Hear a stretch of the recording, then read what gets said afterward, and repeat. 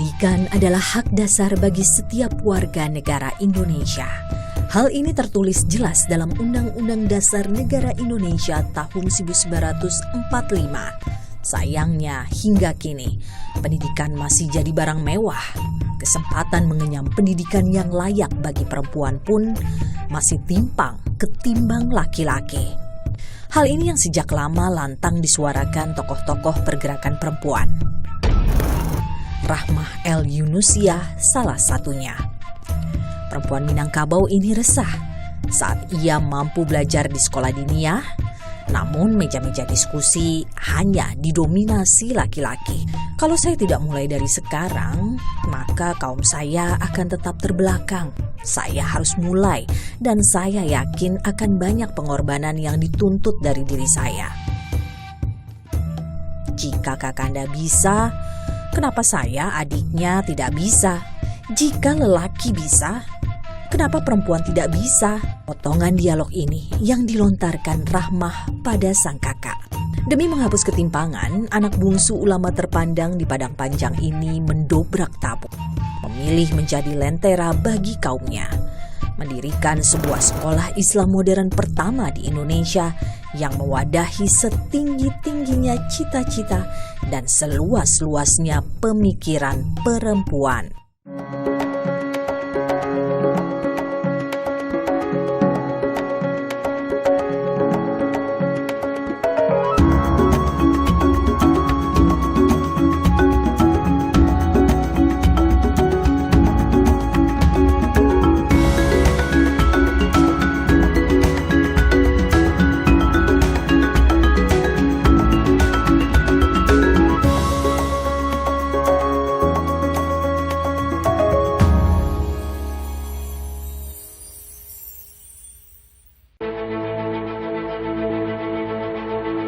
Kota Padang Panjang, kota Serambi Makkahnya Sumatera Barat. Sejak awal abad ke-20, kota ini telah jadi pionir pendidikan Islam modern di Nusantara. Sekolah Islam modern khusus perempuan, Perguruan Diniyah Putri Padang Panjang salah satu pelopornya. Berdiri sejak 1 November 1923, sekolah ini bahkan menjadi inspirasi bagi universitas tertua di dunia, Universitas Al-Azhar Kairo, untuk mendirikan Kuliyatul Banat atau fakultas khusus untuk perempuan. Sekolah dari jenjang PAUD hingga sekolah tinggi ini dilengkapi fasilitas pendidikan mutakhir. Tak hanya itu, Perguruan Diniyah Putri juga bekerja sama dengan berbagai perguruan tinggi di tingkat nasional maupun internasional untuk penelitian dan inovasi pendidikan. Tak heran jika banyak siswi yang bercita-cita mengenyam pendidikan di sekolah ini. Nisrina Alifah Az-Zahra misalnya. Sejak 4 tahun lalu, remaja putri berumur 17 tahun ini rela merantau dari Karawang, Jawa Barat demi bisa menimba ilmu di Perguruan Diniyah Putri Padang Panjang. Sedikit ingin bercerita, nenek saya dulu sebelum merantau orang Padang Panjang, orang Titalah di sini, yang termasuk kurang mampu dan sangat bercita-cita untuk sekolah di Diniyah Putri. Karena kalau mendengar dari sejarah-sejarah bahwa sekolah Diniyah Putri ini termasuk sekolah berkelas di zaman dulu. Jadi saya mewujudkan cita-cita beliau juga. Nisrina adalah santriwati yang berprestasi, baik di bidang akademik maupun non-akademik. Nisrina juga aktif berorganisasi. Salah satunya di organisasi siswa intrasekolah OSIS, di mana Nisrina menjabat sebagai ketua. Bagi Nisrina, bersekolah di Diniyah Putri akan mengantarnya menggapai cita-citanya kelak. Nisrina adalah remaja perempuan yang sadar akan pentingnya pendidikan. Nisrina menjadikan sosok Rahmah El Yunusiah, sang pendiri Perguruan Diniyah Putri, sebagai panutannya.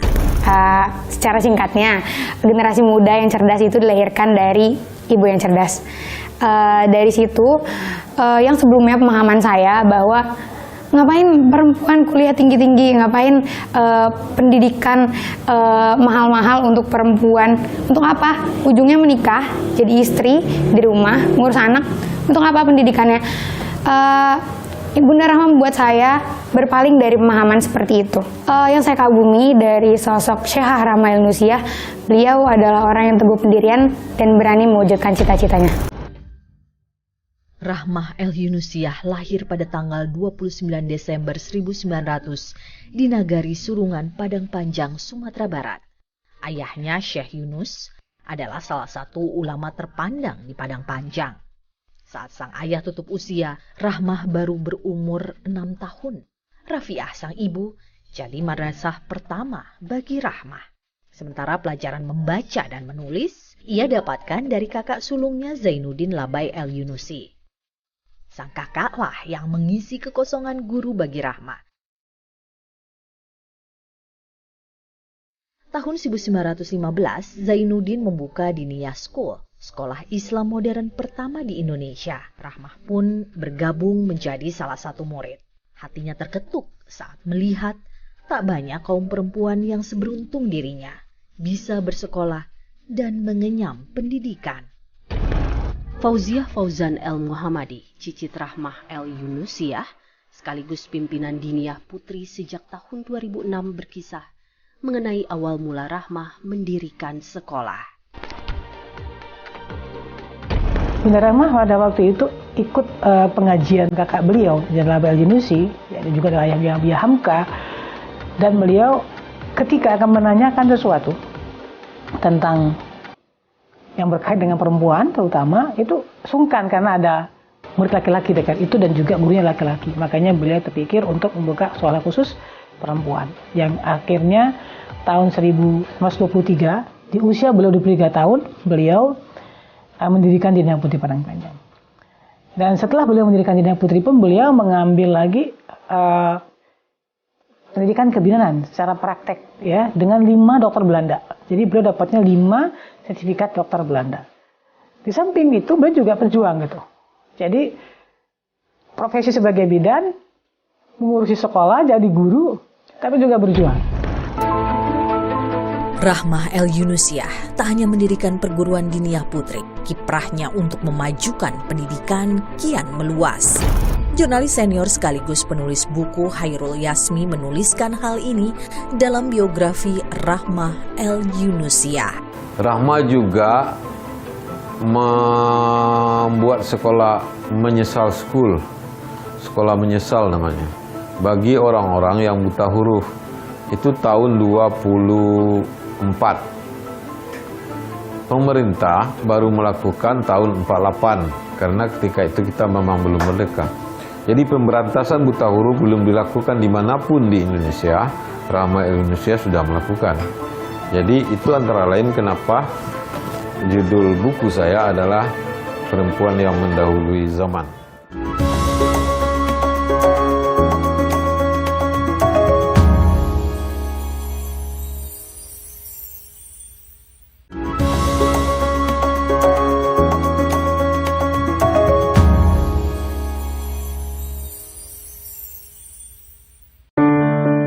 Di tengah perlawanan terhadap penjajahan Belanda dan Jepang, Rahmah El-Yunusiah tak putus berjuang, memajukan pendidikan bagi kaum perempuan. Gusti Asnan, sejarawan Universitas Andalas Padang menyebut, Belanda menganggap Syekhah Rahmah El-Yunusiah sebagai perempuan yang sulit bernegosiasi dan tak bisa diajak berdamai. Jadi saya catat ada 2 aktivitas politiknya ya, yang nyata sekali pada zaman Jepang, pada zaman Belanda dalam rangka menentang kebijakan politik Belanda. Pertama Wilde Sulen Ordonansi, dan kedua politik mewajibkan adanya nikah bersurat di Indonesia atau di Sumatera Barat. Belanda itu menginginkan nikah itu bersurat sehingga tercatatlah semua orang yang nikah. Kalau seandainya lah dibiarkan orang-orang seperti Rahmah itu bersuara dengan pengaruh yang demikian banyak, ya Belanda akan mudah dicerca, akan mudah diblokade oleh rakyat. Sehingga memang lebih bagus dipotong dan ditahan aja. Jeruji besi tak mematahkan semangat Rahmah. Tahun 1933, Rahmah membentuk Perserikatan Guru-Guru Putri Agama Islam dan aktif di beberapa kongres pendidikan dan perempuan. Salah satunya Kongres Perempuan kedua di Batavia tahun 1935. Dalam kongres ini, Rahmah ditemani Ratna Sari, alumni Diniyah Putri sekaligus politisi Partai Persatuan Muslim Indonesia (PERMI). Mereka mengampanyekan penggunaan lilik atau kerudung panjang bagi perempuan muslim. Lili itu hingga hari ini masih dikenakan oleh para santri di perguruan Diniyah Putri. Majalah Abun Guru-Guru milik Perkumpulan Para Guru di Sumatera Barat edisi Mei 1930 menyebut Rahmah sebagai orang pertama yang berkiprah untuk kemajuan anak-anak perempuan di Minangkabau. Pemikiran dan kiprah Rahmah El Yunusiah kerap dianggap sebagai bentuk emansipasi, tapi hal ini justru ditolak oleh Rahmah. Islam sudah mengatur persamaan hak. Untuk apa kita meminta lagi persamaan hak? Itu yang beliau sampaikan. Sehingga perempuan itu boleh menjadi apa saja, asalkan satu, tidak bertentangan dengan Al-Quran dan Sunnah. Yang kedua, kalau sudah berkeluarga mesti izin suaminya gitu.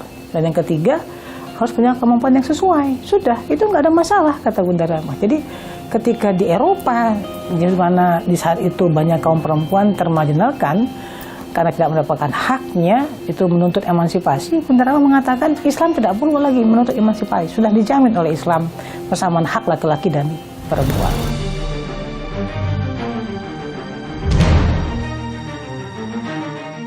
Maret 1940, Jepang memasuki Kota Padang. Tak perlu waktu lama, kota-kota penting di Sumatera Barat pun dikuasai. Dengan propagandanya, Jepang berusaha mengambil hati tokoh dan warga Sumatera Barat. Jadi Jepang itu memilih politik berakrab-akrab dan bermesra-mesra dengan kalangan Islam, ya, dengan alasan untuk menarik simpati. Saat pendudukan Jepang, Rahmah bergabung dalam Majelis Islam Tinggi Minangkabau di Bukit Tinggi. Dia menjadi ketua Hahano Kai di Padang Panjang untuk membantu perjuangan perwira yang terhimpun dalam Gyukun. Rahmah juga menjabat sebagai anggota peninjau Chow Sanyiin, sebuah badan pertimbangan pusat saat pendudukan Jepang di Indonesia. Pemerintah Jepang memenuhi respek pada Rahmah El Yunusiah. Dia disegani, katanya didengar, dan permohonan-permohonan atau usul-usulannya hampir semuanya dikabulkan oleh pemerintah Jepang. Meski Jepang sangat menghormati Rahmah, namun Rahmah sadar bahwa kekaisaran Jepang tak ubahnya penjajah lainnya.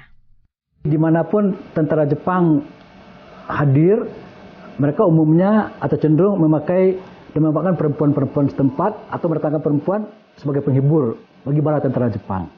Dan Rahmah termasuk salah satu tokoh yang sangat keras menentang dan mengusulkan kepada semacam cokang, residen Belanda di Sumatera Barat, ya, untuk tidak memperlakukan perempuan Minangkabau sebagai bagian dari wanita-wanita penghibur tersebut.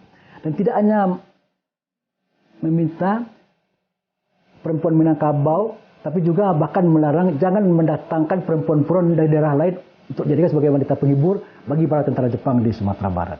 Proklamasi. Kami, bangsa Indonesia. Ketika mendengar kabar proklamasi kemerdekaan Indonesia di Jakarta, Rahmah El Yunusiah mengibarkan bendera merah putih di depan gedung Asrama Diniyah Putri.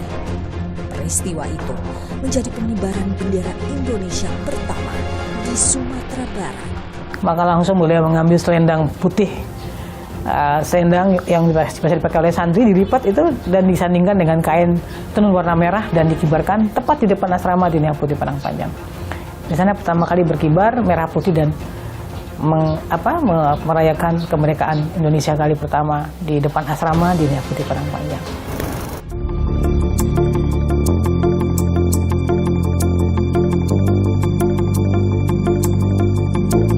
Indonesia memang sudah merdeka, tapi pihak Belanda yang datang membonceng aliansi sekutu ingin merebut kembali tanah air.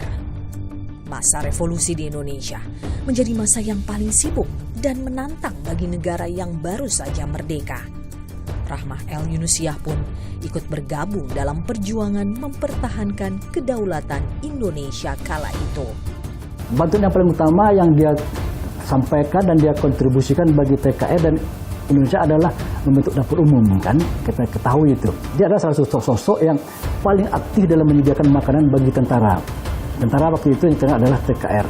Jadi tidak tiba-tiba saja dia berperan serta dalam dunia dan lingkungan kehidupan TKR, tapi itu telah diawali pada masa Jepang. TKR itu kan setelah kemerdekaan, Ismail Lengah, Komandan TKR Sumatera Barat, memerintahkan agar dibentuk TKR di seluruh Sumatera Barat.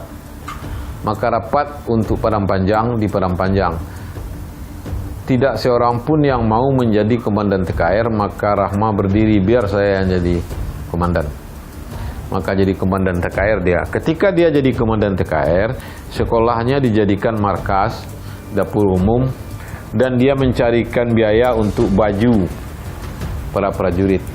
Ya, dia punya pasukan siluman di Lembah Anai, Mulut Botol, dari Padang ke daerah Padang Panjang, Bukit Tinggi, Payakumbuh.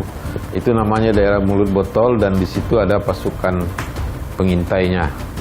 Jadi Rahmah itu komandan TKR satu-satunya perempuan di Indonesia.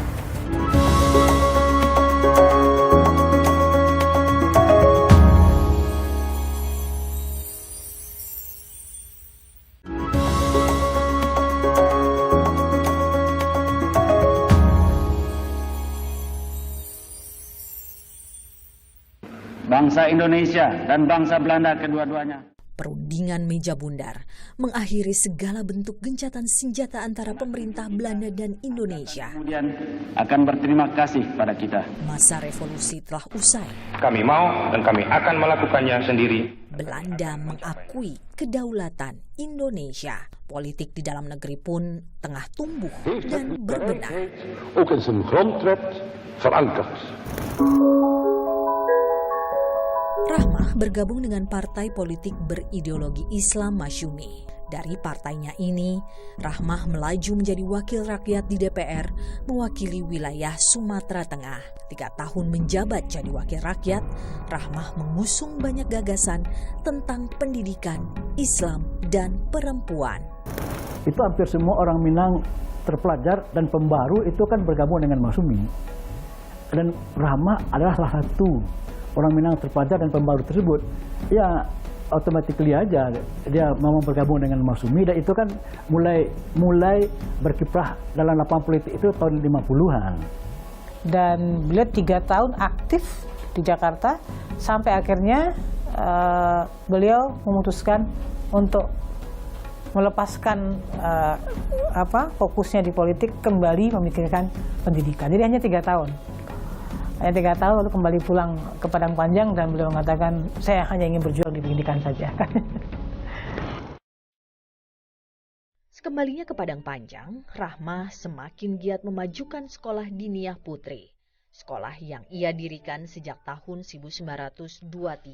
Pesantren perempuan modern pertama di Indonesia ini menjadi proyek percontohan. Tak hanya bagi pesantren dalam negeri, tapi juga luar negeri. Tahun 1955 berkunjung Syekhul Azhar ke Indonesia dan mampir ke Diniyah Putri, dan terkejut ya, sudah ada sekolah khusus perempuan, dan Azhar waktu itu belum membuka khusus untuk perempuan. Akhirnya Bunda Rahmah diundang ke Azhar tahun 1957, dapat gelar Syekhah, Dr. Honoris Causa, baru kemudian akhirnya beliau meminta perempuan diizinkan kuliah ke Azhar, dan pertama kali Diniyah Putri mengirim ke Mesir itu tahun 1958. Namun secara resmi Al-Azhar baru membuka kuliah barannya tahun 1962. Sekolah Diniyah Putri kian berkembang, tak hanya di jenjang sekolah menengah pertama, tapi hingga sekolah lanjutan tingkat atas. Perkembangan ini diimbangi peningkatan kapasitas para pendidiknya. Bunda Rahmah merasa tidak cukup guru itu tamat SMA. Ya, karena beliau mencetak para guru pendidik itu dikirim ke Malaysia, dikirim ke Siak, dikirim ke Mentawai, dikirim ke pelosok-pelosok. Semua guru dikirim oleh beliau. Nah, beliau merasa tidak cukup guru cuma tamat SMA. Jadi wajib tamat S1. Maka didirikanlah Universitas Diniah Putri tahun 1967 yang meresmikannya Gubernur Sumatera Barat, Bapak Harun Zain. Namun baru satu fakultas, Tarbiyah. Pada tanggal 26 Februari 1969 bertepatan dengan malam takbiran Idul Adha, Rahmah El Yunusiah menghembuskan nafas terakhirnya di rumah gadang orang tuanya. Dia dimakamkan di antara rumah gadang dan gedung asrama Diniah Putri. Kini, rumah kelahiran Rahmah sekaligus tempatnya belajar, tumbuh dan berkembang menjadi Museum Rahmah El Yunusiah sejak tahun 2019. Semua koleksi museum ini adalah barang-barang asli peninggalannya. Museum Rahmah El Yunusiah juga terbuka bagi siapapun yang ingin mengenal dan merawat ingatan tentang sosok pejuang kesetaraan dan pendidikan perempuan dari Padang Panjang. Tahun 2023, genap 100 tahun perguruan Diniah Putri berdiri. Di tangan Fauziah, generasi penerus Rahmah El Yunusiah, sistem pendidikan Diniah Putri semakin berkembang. Ekstrakurikuler Diniah Robotika, DIRO, jadi salah satu wujud inovasi pendidikan sejak tahun 2018. Santri menciptakan robot yang bisa melayani mereka di kantin, membawa makanan dan minuman. Sekolah Diniah Putri juga menjalin kerjasama dengan beberapa negara di Asia, Eropa, Amerika, dan Timur Tengah untuk kemajuan ilmu pengetahuan. Sayangnya hingga saat ini, Hajah Rangkayo Rahmah El Yunusiah belum juga mendapat gelar pahlawan nasional dari pemerintah. Setelah 4 kali diusulkan gelar pahlawan nasional, Rahmah hanya mendapat anugerah Bintang Mahaputra Pertama dan tanda kehormatan Bintang Mahaputra Adi Perdana Pertama pada tahun 2013. Mestilah jadi pahlawan nasional perempuan. Orang yang melahirkan banyak tokoh melalui sekolahnya di zaman kemerdekaan, komandan TKR, pengibar bendera pertama di Sumatera Tengah, harus jadi pahlawan. Tidak ada alasan. Ya. Walau belum ditetapkan sebagai pahlawan nasional, namun sejarah telah mencatat pengorbanan dan juga perjuangan Rahmah El Yunusiah memajukan kaum perempuan tanpa harus menyimpang dari ajaran agama Islam. Maka kuncinya di mana? Ya, ayo kaum perempuan majukan dirimu. Siapkan dirimu menjadi orang-orang terbaik yang nanti akan punya kontribusi yang besar untuk bangsa.